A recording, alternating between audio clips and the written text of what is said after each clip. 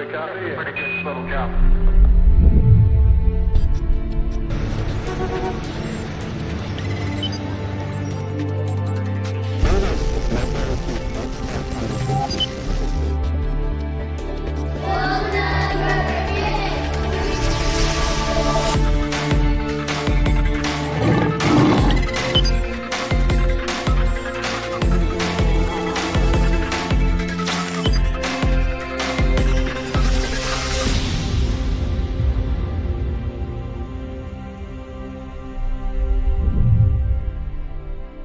As we look around us in this complex world, we see information everywhere.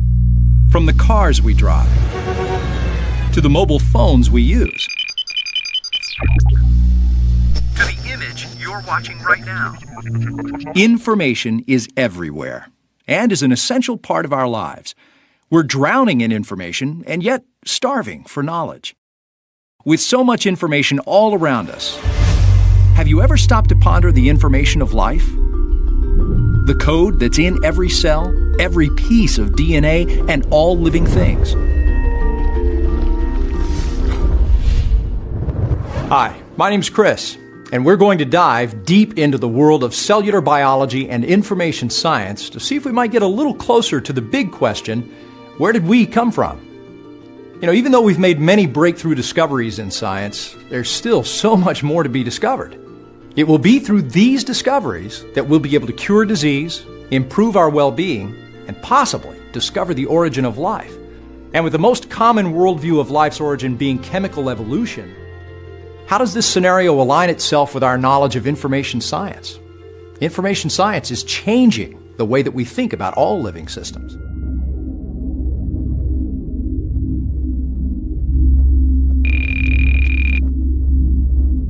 So, what is information? Is order and organization information? When we look at nature, we see a lot of organization. Salt crystals, stalactites, even a sand dune could be considered organized. However, these would be considered examples of self-order. What about a simple snowflake? Is there order to its structure? Look under a microscope and see in amazing detail these exquisite patterns. Water, cold air, gravity, and time gives you snowflakes. In a cavern, water, minerals, gravity, and time equals stalactites and stalagmites. How about a tornado or a hurricane? These are powerful self-ordered forces, but do they contain meaningful information? The answer is no. They do contain data, which is determined by physical constraints, but not information. The behavior of these things are governed by what we now know as the chaos theory, which simply stated is the study of how order forms naturally without design. How about a penny? It would seem strange to say that this object has order and organization, but no information. After all, a piece of metal could never become this perfectly round on its own. The letters and imagery clearly show information and organization as well. Could Mount Rushmore in South Dakota have occurred from years of exposure to the elements, where the soft rock has eroded away while the hard rock remained, giving us the impression of past presidents? Not likely. So the real question is, can information form by chance? It seems that things containing information are highly organized, but there's more than just order. Much more. Information is intangible because there's always a sender of the information and there's always a receiver of the information that has some ability to decipher the information, decipher the meaning behind the information that's being sent, and then changing into some meaningful, useful purpose. Information must have a sender and receiver in order to communicate. For instance, these flashing lights have no meaning to us. But what happens when we place them in a straight line and add color? Now we recognize the code that's being transmitted, directing us to stop at red and go on green. This preconceived knowledge is important, and it makes a big difference in our everyday lives. In fact, without this knowledge, our travels would become quite chaotic and dangerous. So you see that even a simple code like these traffic signals can be considered information if knowledge is sent and received. In a moment, we'll discuss the information in living systems, but first, let's discuss three main categories of information that scientists use. The first is called Shannon information. Shannon information provides only a mathematical measure of probability, like if we rolled a die 100 times and recorded the results. This would give us data, but it would be random data, not useful information.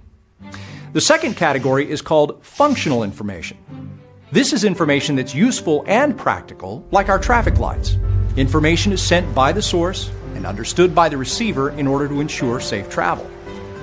The last category is called prescriptive information. Prescriptive information is what we're going to be primarily focusing on. It's instructional information used to determine what choices to make and could even be based on a record of choices already made.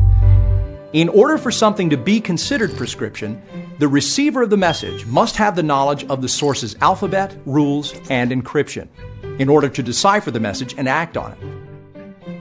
For instance, have you ever seen what software code looks like? At first glance, it just looks like a bunch of random characters. However, if you know what those characters represent and you have a system to decipher the code, you can understand and create extremely powerful prescriptive programs. Think about it. What at first appears to be just meaningless ones and zeros is actually information, knowledge, just waiting to be interpreted and executed. It's incredible to think about how much information exists all around us.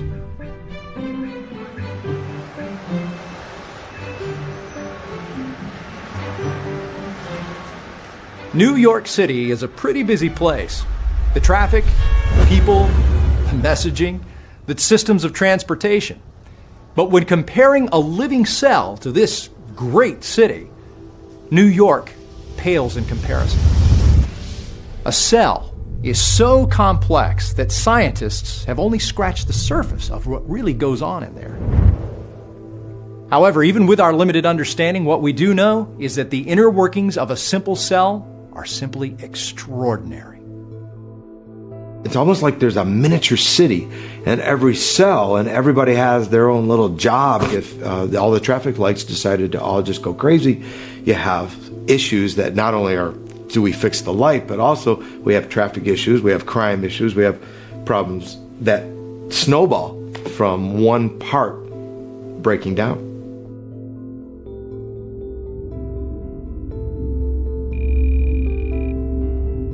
Amino acids are the most basic building blocks of life.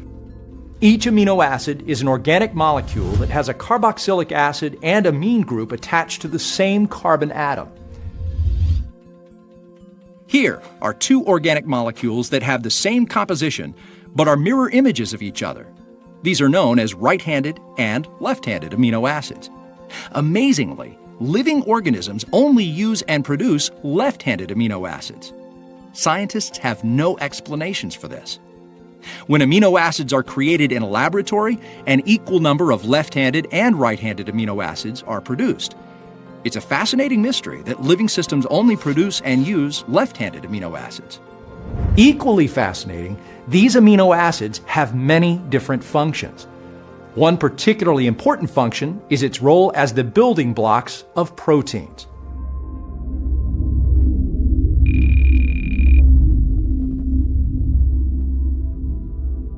Proteins are linear chains of amino acids. Every protein is chemically defined by its unique sequence of amino acid residues. Just as the letters of the alphabet can be combined to form a variety of words, amino acids can be linked together in varying sequences to form a vast variety of proteins. Even the simplest life generally has thousands of proteins. These proteins are essential to organisms and are involved in virtually every process within a living cell. Proteins have structural and mechanical functions. For instance, in muscles and the cytoskeleton, they help to maintain cell shape, while other proteins are important in cell signaling, immune responses, cell adhesion, and the cellular life cycle. One particular protein, called a motor protein, transports various cellular cargo, like energy-producing mitochondria to cellular neighborhoods in need of fuel. They can also provide the pulling power needed to separate chromosomes during cell division. Amino acids carry information from one part of a cell to another, as well as to other cells within the organism. So as you can see, without amino acids and proteins, basic cell structure as we know it could not exist. Other important types of proteins are enzymes. Enzymes are catalytic proteins that have special slots which hold other molecules to make chemical reactions possible. There are over 2,000 enzymes, and each one is used to enable a chemical reaction without ultimately being altered itself. It's been observed that the slowest biological reaction would take 1 trillion years without an enzyme, but the same reaction takes only 1/100th of a second when the enzyme is present. Pretty impressive. Adenosine triphosphate, otherwise referred to as ATP, is the energy source the enzyme uses to enable the reaction. Living organisms require and manufacture these enzymes along with all the other proteins. Let's briefly examine how proteins are created. This animation demonstrates how the digital information encoded within DNA is used to direct protein synthesis.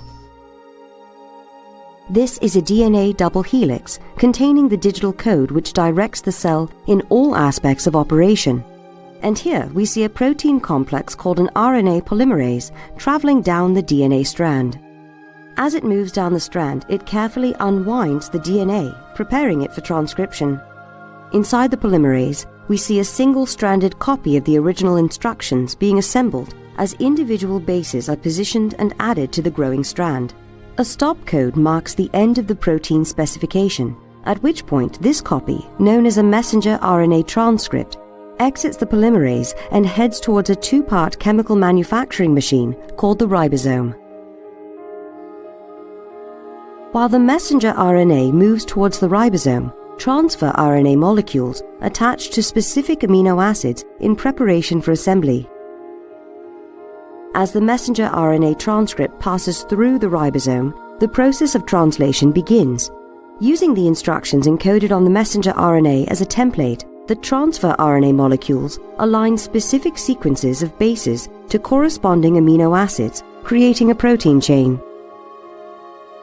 As this chain exits the ribosome, it is met by chaperones which prevent premature folding, while escorting the protein to a barrel-shaped machine called a chaperonin.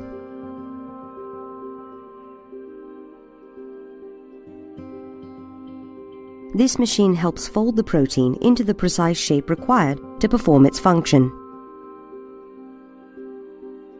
Although it is unclear how the chaperonin achieves this, we do know that accurate folding is essential in order for the protein to accomplish its intended function.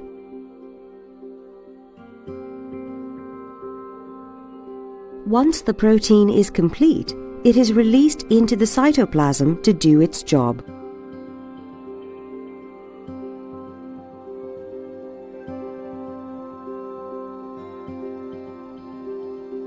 As you can see, protein synthesis is an amazing process which occurs constantly in our bodies.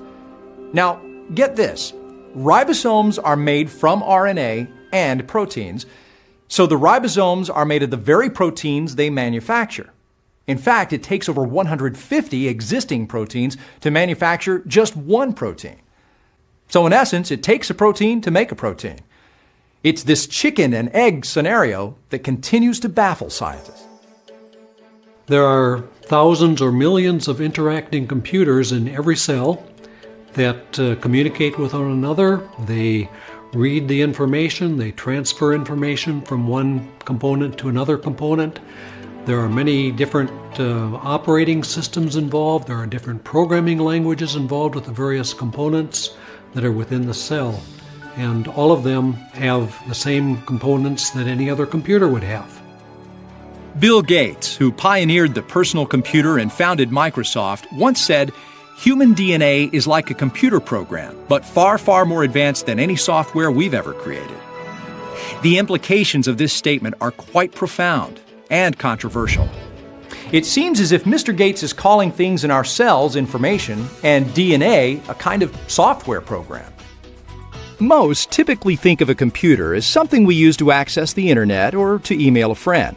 However, that's an example of an electronic computer. We also have mechanical and biological computers. The necessary and sufficient components of any functional computer are memory for data storage, an executable program containing instructions for processing data, the processor, which executes the instructions, and the capability to produce meaningful output. Many components of cells are components of real biological computers, equivalent to the components of electronic computers. For instance, DNA and RNA can hold prescriptive information or algorithms, and proteins can be used to hold, transfer, or process data. Proteins are the output generated by the translation process of a ribosome's computer system. Scientists have also discovered something known as the interactome, which is an incredibly dynamic network used by the cell for internal communication. It's like the internet of the cell, where proteins, RNA, and DNA can stay in constant communication with each other. We also know there is a cell-to-cell exchange of information integrating our entire body. So, how accurate was Mr. Gates? Well, in 2010, the noted microbiologist Craig Venter and his team accomplished an incredible feat, surpassing their previous accomplishment of determining the complete sequence of the human genome. They created the first computer-designed, synthetically produced genome, which is the set of application programs for an organism. This artificial DNA had over 1 million letters of genetic code that were then read, processed, and executed by the computer systems in the target cell's nucleus. Thanks to Venter, these biological computers are no longer theoretical. They are experimentally verified. In an interview, Venter stated, "Life is basically the result of an information process, a software process. Our genetic code is our software, and our cells are dynamically, constantly reading that genetic code." When cells were discovered over 300 years ago, it was thought that the structure of a cell was very simple. With the inventions of the electron and proton microscopes, we now have a much clearer understanding of the intricacies of life. The cell is an extremely efficient and well-networked computer system with thousands or even millions of processors and billions of bits of information. Cells are the structural and functional units of all living organisms. Some organisms, such as bacteria, are unicellular, consisting of a single cell. Other organisms, like humans, are multicellular, having many cells. In fact, it's estimated that an adult human has over 100 trillion cells, and each cell is an amazing world of its own. It can take in nutrients, convert the nutrients into energy, carry out specific functions, and reproduce itself as necessary. Even more amazing is that each cell stores its own set of instructions for carrying out each of these activities. Let's take a closer look at how a cell works. The first thing we see is the cell membrane. Much like the firewall software on your computer, the membrane contains protein gatekeepers, allowing only those components into the cell that belong and rejects all other components. Once we pass through this membrane, we see the organelles, or the organs of the cell. Ribosomes are the computer-controlled protein manufacturers of the cell.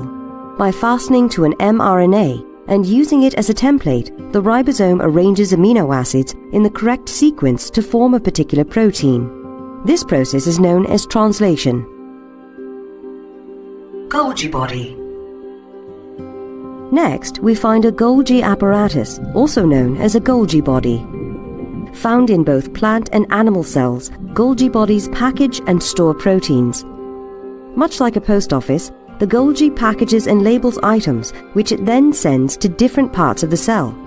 It's composed of membrane-bound stacks known as cisternae. Each cisterna is made up of a flattened membrane disc, and its primary job is to modify proteins, but it's also involved in the transport of lipids around the cell and the creation of lysosomes. Lysosomes. Lysosomes are spherical organelles which dispose of all the waste in the cell. These tiny organelles contain acid hydrolase enzymes that break up waste materials and cellular debris. The membrane around the lysosome allows the digestive enzymes to work at the 4.5 pH they require to break down the debris and dispose of it. Without the lysosomes, the cell would become overwhelmed with debris and ultimately self-destruct. Mitochondria.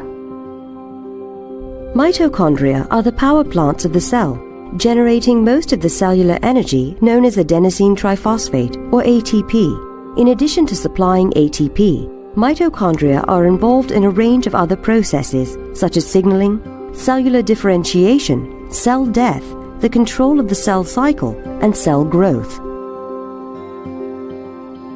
Nucleus.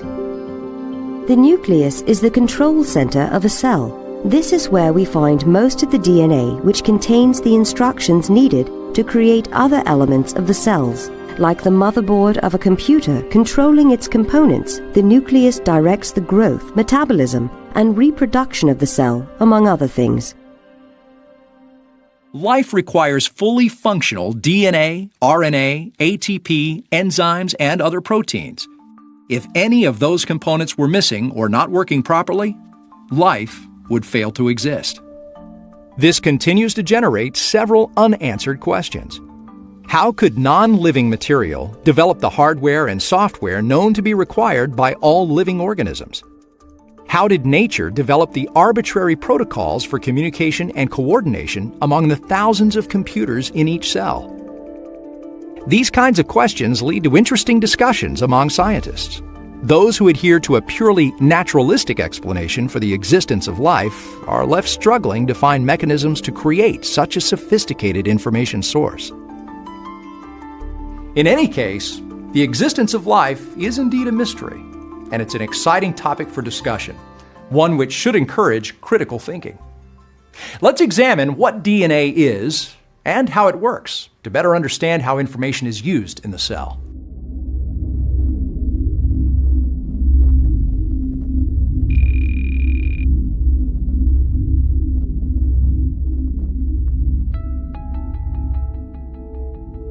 Deoxyribonucleic acid, or DNA, is a long polymer of nucleotides, each nucleotide being a deoxyribose sugar molecule, one phosphate group, and one base. Nucleotides are joined together to form the DNA backbone. A second DNA strand then joins the first to form a double helix. You may recognize the code letters A, C, G, and T, which are the 4 bases used in DNA. These bases are adenine, A, cytosine, C, guanine, G, and thymine, T. Like the code in Mr. Gates' software, the sequence of the 4 bases encodes genetic instructions used in the development and functioning of all known living organisms. Once organized, this information is what makes up the gene. And genes, as we all know, contain the recipes for the components of life. Genes hold all the information to build and maintain an organism's cells, and they also pass genetic traits to offspring. Human DNA contains an estimated 20 to 25,000 genes in its approximately 3 billion base pairs. And did you know that if the DNA in an adult human's body were laid out end to end, it would be about 30 billion miles long? That's enough to travel the distance from the Earth to the Sun over 320 times.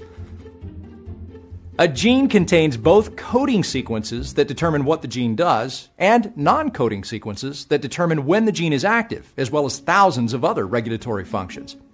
Less than 2% of the genome is for coding proteins. The other 98%, which used to be thought of as junk DNA, is now being studied to determine its functionality. Chemically, the DNA in the cells of my body is the same as that in a fruit fly, an orange, a hippo, an elephant. It's all the same chemically. The uniqueness to all of those species of living things lays in the information content of the DNA. So while the chemistry may be the same, the actual information that's embedded in that chemistry is very, very different. And the challenge for molecular biologists such as myself is understanding completely what that information means. When a gene is active, the coding sequence is copied in a process called transcription, producing a messenger RNA or mRNA copy of the gene's information. mRNA is produced by a protein that's over 3,000 amino acids long as it reads the genetic code. Wait a minute. How can messenger RNA require a protein that reads the genetic code, but yet the protein needs the messenger RNA to be produced? Could these have both come into existence at the exact same time with the meaningful information needed for both to operate properly? As you can see, much is still a mystery when it comes to the origin of this complex organic language. And what's fascinating to me, not only do proteins create proteins, but we have proteins that are actually creating the DNA molecule. That's our blueprint. And yet on the DNA molecule, there are sequences of part of the DNA that are coded for those proteins. So the manufacturing plant needs the blueprint, and the blueprint, the DNA, needs the manufacturing plant in order to actually create the DNA. So what came first, the proteins that made the DNA or the DNA that made the proteins? Once DNA is organized into a single coiled piece, it's then wrapped around a complex hierarchical structure of proteins. This is what is commonly known as a chromosome. There are 23 pairs of chromosomes in the human genome. A genome is a full set of chromosomes containing all the inheritable traits of an organism. And as we observe our surroundings, we can see there are many different genomes in existence, creating very unique and incredible organisms. If it seems like your body is constantly working hard, it is. Living organisms continually produce new cells through a process called cell replication throughout their entire lives. And here's how it works. First, we start with our DNA double helix. Helicases are molecular motors that use the chemical energy of ATP to break hydrogen bonds between bases and unwind the DNA double helix into single strands. This process is used for both replication and repair of the strands. If unwound, a single DNA strand would be about 6 feet in length.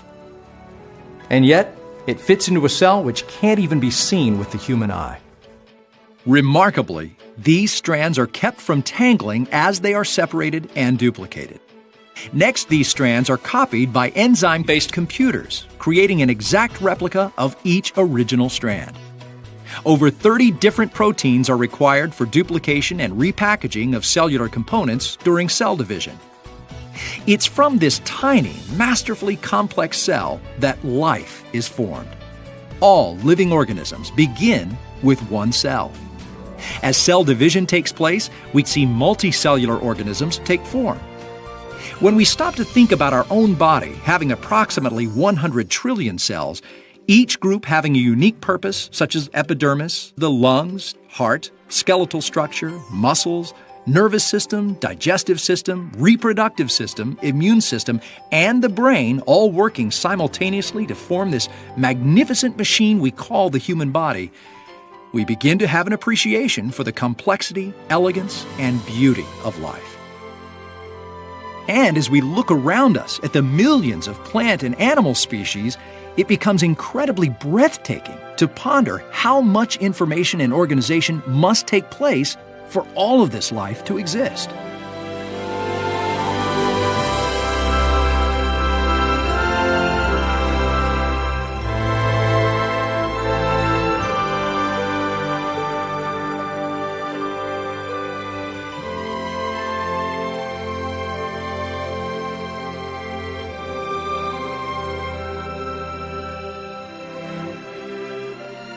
You know, we're all derived from a single cell, the zygote. And what marvels me is from this single cell, we get 250 distinct cell types, each of which has a very, very unique program. All of the cells, with a couple of exceptions, have a nucleus and have a genome. And that genome is the same across all the cells. So when we begin to think about the complexity of the genome, I think that's amazingly complex, how we go from a single cell to unique cells that have very specific programs of gene expression that are necessary for that unique cell to function.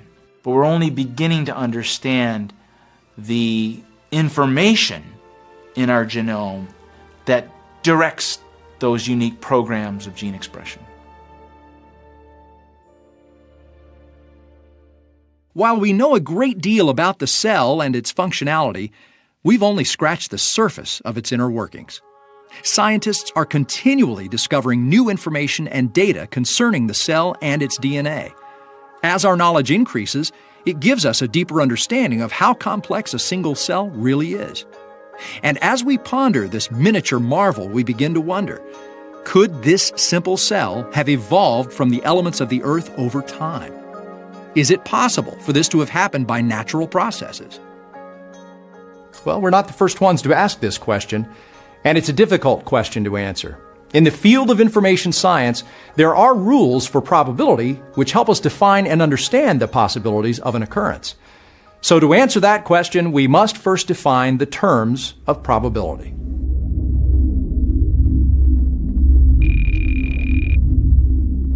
There are a number of important terms related to probability. Terms you may have heard, but you may have misconceptions as to their meaning. They are possible, feasible, probable, infeasible, and impossible. Without fully understanding the meaning of these terms, you won't be able to make an intelligent, informed decision concerning the origins of life. And when these terms are not understood, people can easily be misled into believing something is scientific fact, when in reality, it's just speculation. Well, let's get started.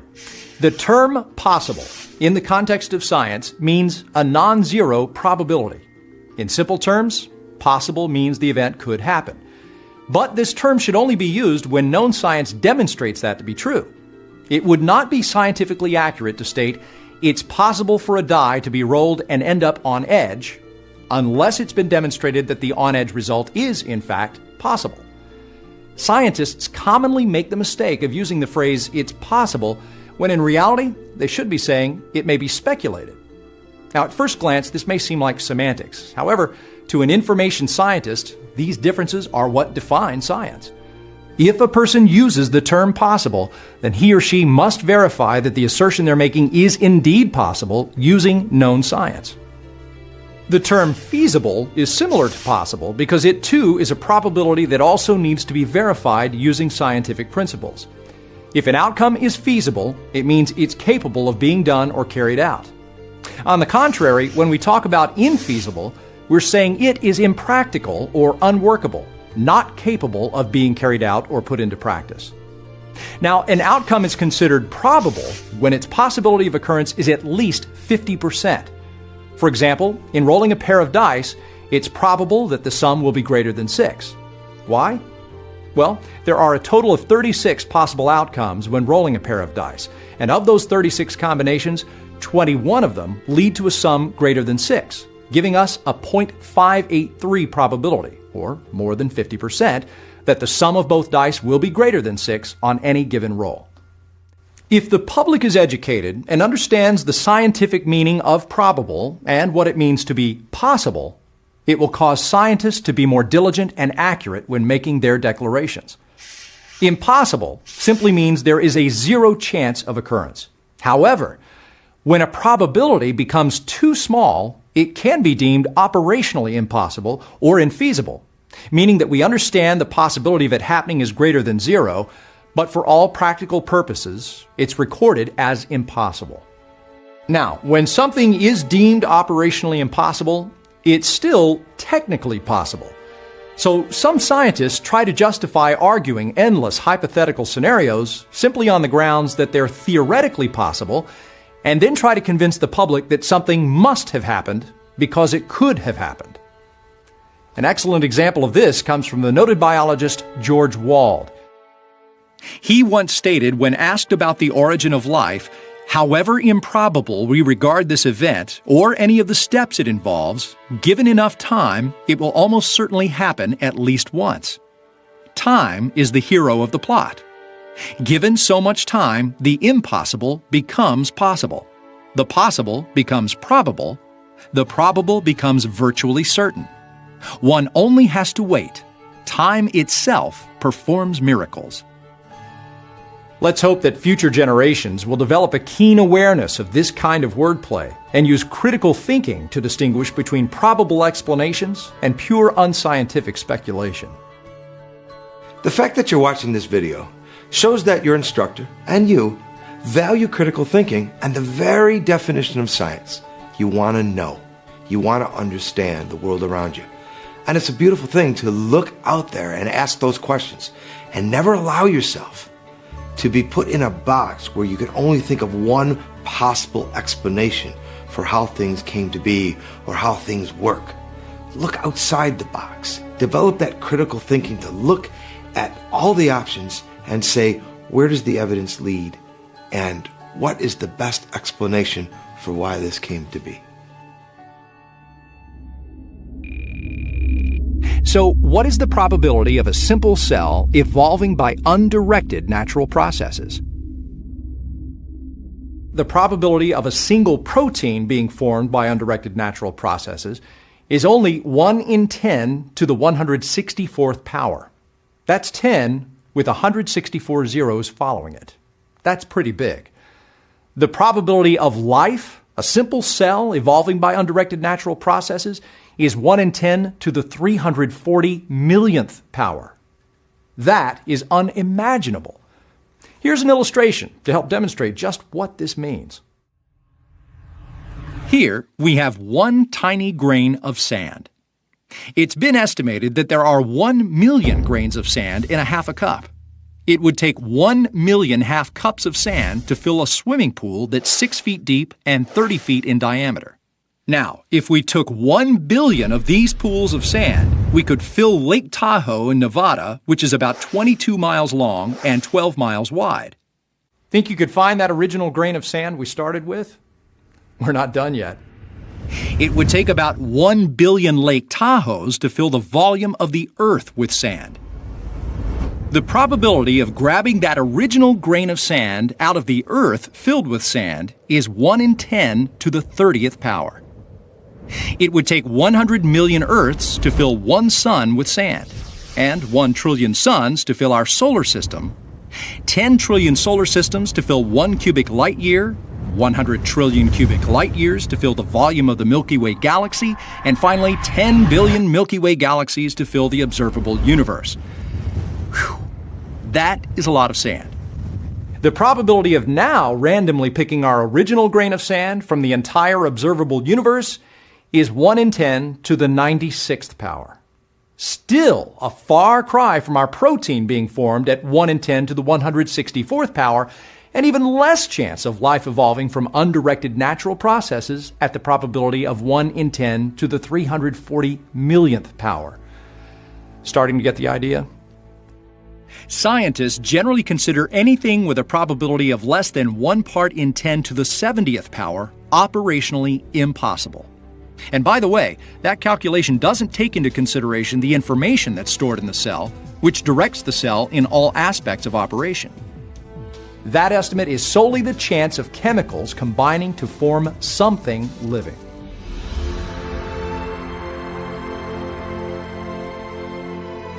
So, the chance of life evolving and retaining the information needed to replicate itself is astronomically smaller than anything we know.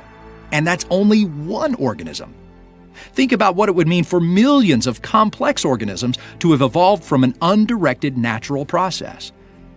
According to information science, the probability is so small that it's deemed operationally impossible.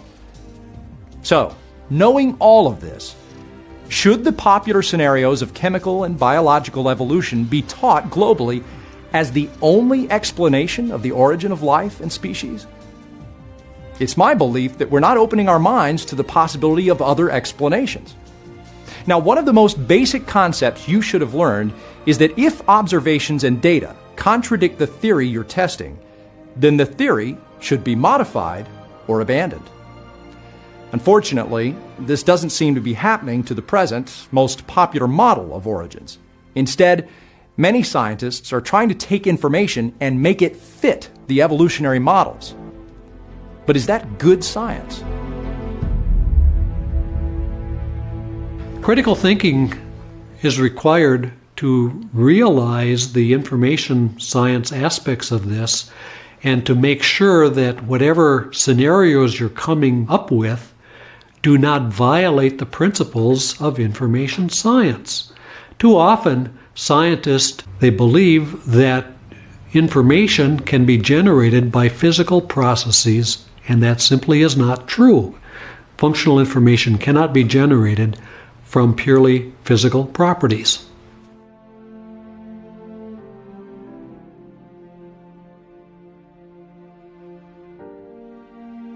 Sigmund Freud once said, "From error to error, one discovers the entire truth."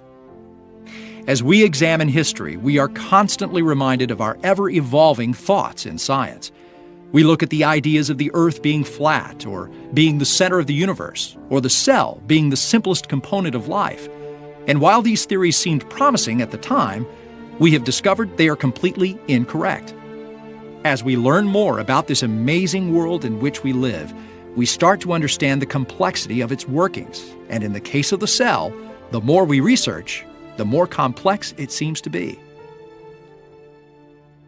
As we gather information, it is up to us as scientists, students, and colleagues to bring science to a level of integrity and critical examination that it deserves. If we approach science with an unsupported prearranged bias, then what we're trying to accomplish is not really science at all. The beauty of science is that we're able to move away from accepted dogma to examine the evidences. It's not up to us to disprove a given theory. It's up to the theory to prove itself against the laws of science. If a theory fails to do this, then it should be rejected, and we should search for more knowledge in order to, as Sigmund Freud said, discover the entire truth. The possibility of life evolving using the known laws of chemistry and physics is operationally impossible. When we consider the laws of information, that possibility now becomes impossible. Meaningful prescriptive information cannot arise from nothing, no matter how much time you allow. And until we acknowledge this, we will never discover the origin of life. Thank you for joining me on this amazing journey through science and the programming of life. I would challenge you to examine the evidences and join the growing community of critical thinkers. Until next time.